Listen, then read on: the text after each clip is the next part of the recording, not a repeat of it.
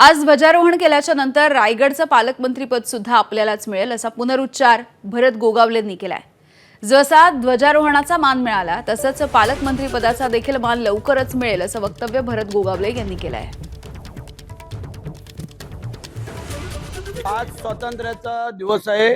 आज स्वातंत्र्याला हे जे काय आम्हाला झेंडावरचा मान मिळालेला आहे त्याचप्रमाणे काही दिवसामध्ये तोही मान मिळेल अशी आम्हाला पूर्ण शाश्वती आहे। कारण तसे आता अडचण आणि अडथळा काय राहिलेला नाही आहे।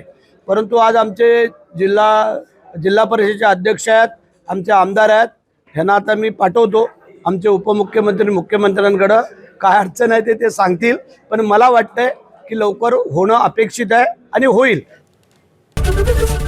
एबीपी माझा, उघडा डोळे बघा नीट।